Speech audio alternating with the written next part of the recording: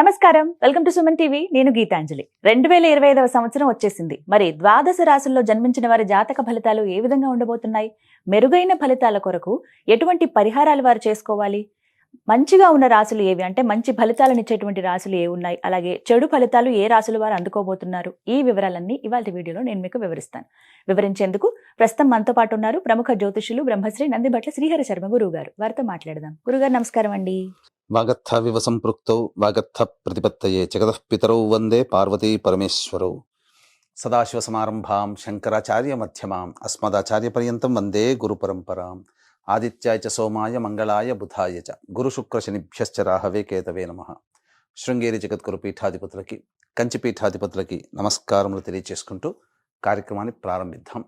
వీక్షించేటువంటి Suman TV ప్రేక్షకులకి గమనిక, ఇప్పుడు మనం చెప్పుకోబోయేటువంటి రాశి ఫలాలు ఏవైతే ఉన్నాయో అవన్నీ కూడా ఆంగ్ల నూతన సంవత్సర గమనాన్ని దృష్టిలో పెట్టుకొని జనవరి 1వ తారీఖు నుంచి డిసెంబర్ 31వ తారీఖు వరకు మాత్రమే ఉన్నటువంటి గ్రహాల స్థితిగతులను బట్టి వివిధ రాశుల వారికి ఏ విధంగా ఉండబోతుందో తెలుసుకుందాం. మనకు సాంప్రదాయానుసారంగా వచ్చేటువంటి ఉగాది నుంచి ప్రారంభమయ్యే రాశి ఫలితాలని, అనగా వచ్చే విశ్వావసునామ సంవత్సరానికి సంబంధించి ఉగాది ప్రారంభమయ్యడానికి అంటే ముందుగా మళ్ళీ ఆ యొక్క ఉగాది సందర్భంగా మళ్ళీ వివిధ రాశుల వారికి సంబంధించి రాశుల ఫలితాలు ఇవ్వడానికి ప్రయత్నం చేస్తాను. కాబట్టి ఇటువంటి దాంట్లో ప్రపంచమంతా అంగీకరిస్తున్నటువంటిది 2025 నూతన సంవత్సరం. అదేవిధంగా మనము కూడా ఆంగ్ల నూతన సంవత్సరం అనేటువంటి భావనతో ఈ యొక్క కార్యక్రమం చేస్తున్నాం. అదే ఉగాది నాడైతే మార్చి 29వ తారీఖు నుంచి మళ్ళీ 2026-28 వరకు ఉండేటువంటి గమనం వరకు ఉండేది చెప్పేటువంటిది. అవి మనం మరియు వీడియోలో తెలియజేసుకుందాం.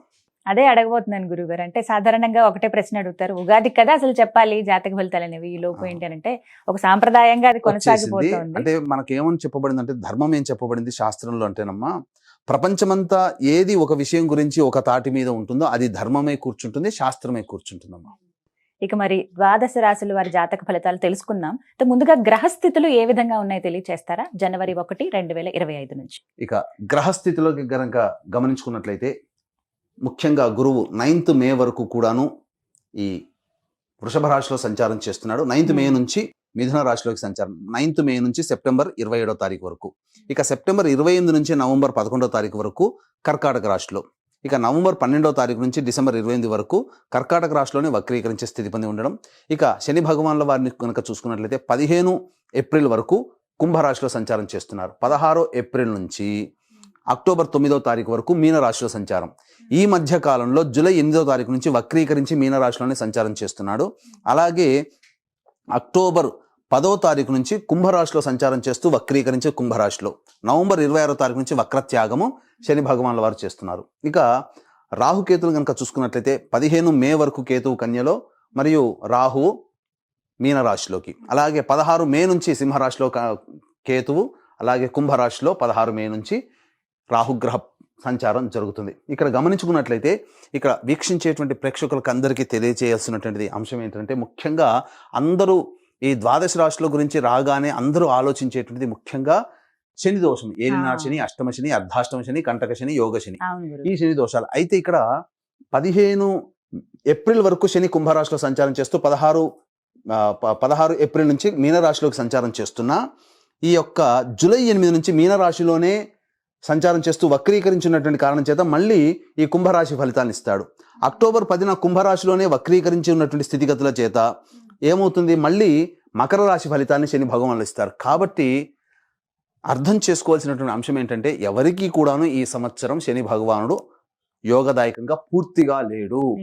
12 రాశుల వారికి అష్టమ శని, అర్ధాష్టమ శని, కంటక శని, యోగ శని, దాంపత్య శని, ఈ రాశుల ఈ యొక్క దోషాల శని దోషాలు ఏదో ఒక సందర్భంలో కొన్ని నెలల పాటు అందరూ రాశుల వారు అనుభవించాల్సిందే తప్ప ఇక్కడ ప్రత్యామ్నాయం లేదు. కాబట్టి ఇక కుంభరాశి వారికి ఏలినాటి శని వెళ్ళిపోతుందని సంతోషం కానీ, ఈ యొక్క సంబంధించి మకర రాశి వారికి ఏలినాటి శని వెళ్ళిపోతుందని సంతోషం కానీ, లేకపోతే కర్కాటక రాశి వారికి అష్టమ శని దోషం పోతుందని కానీ భావించాల్సిన అవసరం లేదు.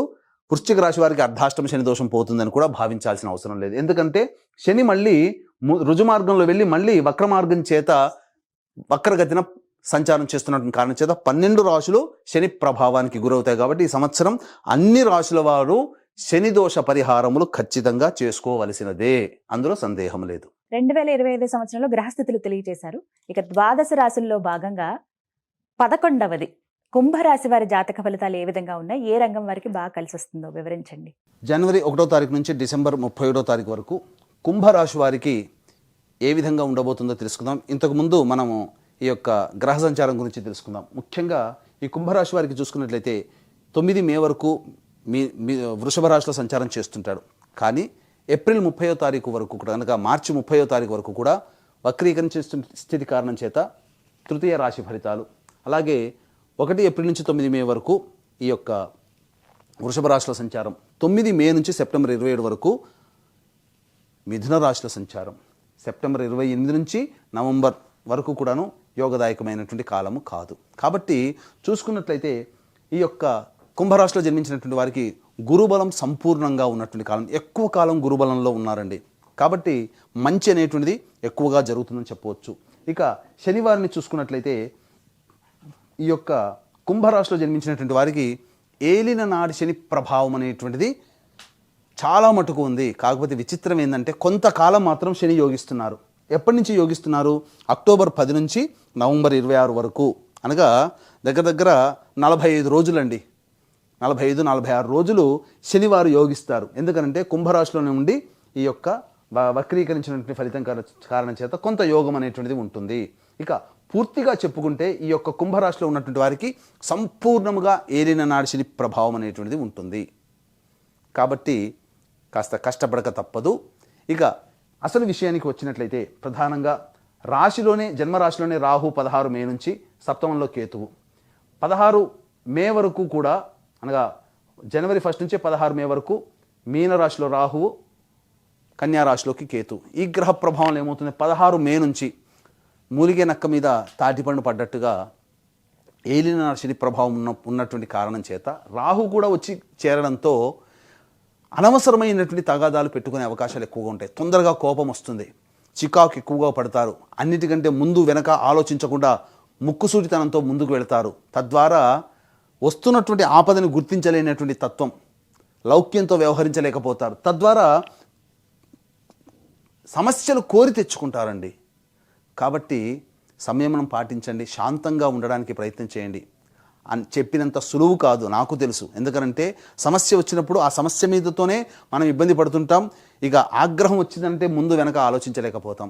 ఇంకా ఈ రాహు కూడా తోడైనటువంటి అటువంటి వ్యక్తిత్వం ఉన్నటువంటి మనుషులకి ఈ రాహు కూడా తోడై ఉన్నటువంటి కారణం చేత విపరీతంగా సంఘంలో శత్రుత్వాలు పెరిగిపోతాయి. కాబట్టి జాగ్రత్తలు పాటించండి. ఇక ముఖ్యంగా గమనించుకున్నట్లయితే ఈ యొక్క సంబంధించినటువంటి ఉద్యోగస్తులకి సాధారణంగా పెద్దల యొక్క సహాయ సహకారాలు ఉంటాయి, అందులో సందేహం లేదు. మే 9 నుంచి సెప్టెంబర్ 27వ తారీఖు వరకు అనుకూలంగా ఉన్నటువంటి కారణం చేత మీరు ప్రయత్నం చేస్తే, బాగా కష్టపడి ప్రయత్నం చేస్తే అనుకున్న చోటికి ప్రమోషన్స్తో కూడుకున్నటువంటి బదిలీలు ఉంటాయి. ఇక ప్రైవేట్ రంగంలో చేస్తున్నటువంటి ఉద్యోగస్తులకి సాధారణంగా ఉద్యోగం లభిస్తుంది. కాకపోతే సంవత్సరం అంతా కూడా ప్రయత్నం చేస్తూనే ఉండాలా? ఆల్రెడీ ఉద్యోగం చేస్తూ ఉంటుంటారు, మరి జీవితంలో అభివృద్ధి కోరుకుంటారు కదా. వేరే సంస్థలో మంచి పోస్ట్ ఉన్నటువంటి, అనగా ప్రమోషన్స్తో కూడుకున్నటువంటి ఉద్యోగం కోసం ఎప్పుడు ప్రయత్నం చేయాలి అనేటువంటిది. ప్రభుత్వ ఉద్యోగస్తులకైతే మనం ఏం ప్రయత్నం చేయాలి, సీనియారిటీని బట్టి వస్తుంది. కానీ ప్రైవేట్ రంగంలో ఉన్నటువంటి వారికే కదా ఈ యొక్క తిప్పలన్నీ. కాబట్టి మీకోసమై కొన్ని సమయాలు అనేటువంటివి మీకు తెలియజేస్తాను. ఆ సమయంలో కనుక మీరు ప్రయత్నం చేస్తే డ్యామ్ షూర్గా మీకు ఉద్యోగ బాధ్యతలో ఉంటారు, కొత్త ఉద్యోగం లభిస్తుంది. నిరుద్యోగస్తులకి ఉద్యోగం లభిస్తుంది. ఆల్రెడీ ఉద్యోగం చేస్తున్నటువంటి వాళ్ళకి వేరే సంస్థల్లో ప్రమోషన్స్తో కూడుకున్నటువంటి, లేదా ఉన్న సంస్థల్లోనైనా కానీ ప్రమోషన్ పొందడం అనేటువంటిది జరుగుతుంది. ఏమా సమయం అని అనుకుంటే ఏప్రిల్ 12 నుంచి మే 13 తారీఖు ఉన్నటువంటి మధ్యకాలం సంపూర్ణంగా యోగిస్తుంది. ఇక జూలై 15 నుంచి ఆగస్టు 16వ తారీఖు మధ్య ఉన్నటువంటి కాలము. ఇక నవంబర్ 15వ తారీఖు నుంచి డిసెంబర్ మొత్తము కూడా ఈ యొక్క సమయం శుభ సమయమే ఈ యొక్క కుంభరాశిలో జన్మించినటువంటి ప్రైవేట్ రంగంలో ఉన్నటువంటి ఉద్యోగస్తులకి. కాబట్టి దీన్ని బట్టి, ఈ సమయాన్ని బట్టి మీరు ప్లానింగ్ చేసుకోండి. ఈ యొక్క కుంభరాశిలో జన్మించినటువంటి రాజకీయ ప్రముఖులు ఎవరైతే ఉంటారో వాళ్ళకి సాధారణమైనటువంటి జీవనం ఉంటుంది. కాబట్టి ఎక్కువగా కష్టపడే ప్రయత్నం చేయకండి. ఎందుకంటే కష్టానికి తగ్గట్టుగా ప్రతిఫలం లభించకపోవడం, ఖర్చులు బాగా చేయడం, ప్రజాదరణ వస్తుందేమో అని చెప్పి అది ధనం వృధా అవడం అనేటువంటిది జరుగుతుంది.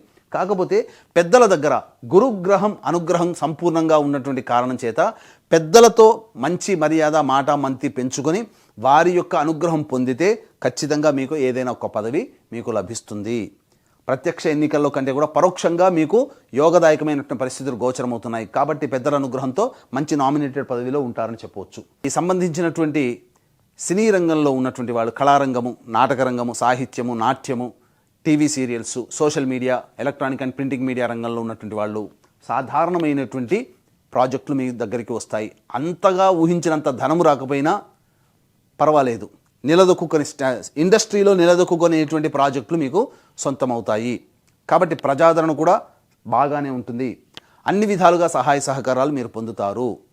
ఇక ఈ రాశిలో జన్మించినటువంటి వారికి ప్రధానంగా ఎఫ్ఎంసీజీ రంగము, హోటల్ రంగము, general stores, boarding and lodging, restaurants, educational business, అలాగే జ్యువెలరీ బిజినెస్, ఎఫ్ఎంసీజీ రంగంలో ఉన్నటువంటి వాళ్ళు, సూపర్ మార్కెట్ నడిపేటువంటి వాళ్ళు, పండ్ల వ్యాపారస్తులు, కర్రీ పాయింట్ నడిపేటువంటి వాళ్ళు, ఈ సంబంధించినటువంటి తీర్థయాత్రలు చేసేవాళ్ళు, పూజా స్టోర్స్ నడిపేటువంటి వాళ్ళు, వీళ్ళకందరికీ కూడా అద్భుతంగా ఉంటుందండి. చక్కగా మే 9 నుంచి సెప్టెంబర్ 27 మధ్య కాలంలో వ్యాపార విస్తరణ చేస్తారు. ధనాదాయం చక్కగా ఉంటుంది. ఇతరుల సహాయ సహకారాలు మెండుగా ఉండడం వల్ల మంచి లాభాలు పొందుతారు. కాబట్టి మే 9 లోపల సాధారణమైనటువంటి జీవితం. కానీ సెప్టెంబర్ 28 నుంచి నవంబర్ 11వ తారీఖు మధ్యకాలం మాత్రం డబ్బులు, మీరు ఈ రాశిలో జన్మించిన ఏ రంగంలో వాళ్ళైనా కానీ డబ్బులు అప్పుగా ఇవ్వకండి. సెప్టెంబర్ 28 నుంచి నవంబర్ 11వ తారీఖు వరకు చికాకులు పెరుగుతాయి, సమస్యలు పెరుగుతాయి, పెద్దలతో విభేదాలు కలుగుతాయి, ఇంటి నుంచి బయటపడాల్సినటువంటి పరిస్థితులు వస్తాయి. కాబట్టి తల్లిదండ్రులతో, పెద్దవాళ్లతో సెప్టెంబర్ 28 నుంచి నవంబర్ 11 తారీఖు మాత్రం మీరు ఎక్కువగా మాట పెంచుకునే ప్రయత్నం చేయకండి. ఇది. ఇక ఈ రాశిలో జన్మించినటువంటి రియల్ ఎస్టేట్ రంగంలో ఉన్నటువంటి వారు సాధారణమైనటువంటి జీవనాన్ని పొందుతారు. ఉన్న ప్రాజెక్టులు నడుపుకోవడమే చాలా మంచిది. కొత్త ప్రాజెక్టుల కోసం ఆచితూచి స్పందించి ఎక్కువగా మీరు ఇన్వెస్ట్మెంట్ చేయకుండా ఇతరులను కలుపుకునే ప్రయత్నం చేయండి, చాలా మంచి జరుగుతుంది. అలాగే లాయర్ రంగంలో ఉన్నటువంటి వాళ్ళు, అలాగే ఈ సంబంధించినటువంటి ఎలక్ట్రికల్ అండ్ ఎలక్ట్రానిక్స్ రంగంలో ఉన్నటువంటి వాళ్ళు, వీళ్ళందరికీ కూడాను సాధారణమైనటువంటి జీవన విధానం అనేటువంటిది ఉంటుంది. ముఖ్యంగా ఈ కుంభరాశిలో జన్మించినటువంటి స్త్రీ పురుషులకి వివాహాది శుభకార్యాలు తలపెడితే మే 9 నుంచి సెప్టెంబర్ 27 మధ్యకాలంలో వివాహము జరిగి తీరుతుంది. అందులో ఏమాత్రము సందేహము లేదు. ఇక సంతానం కోసం ఎదురు చూసేటువంటి స్త్రీ పురుషులకి సంతాన భాగ్యత లభిస్తుంది, ఫ్రీ డెలివరీ అవుతుంది.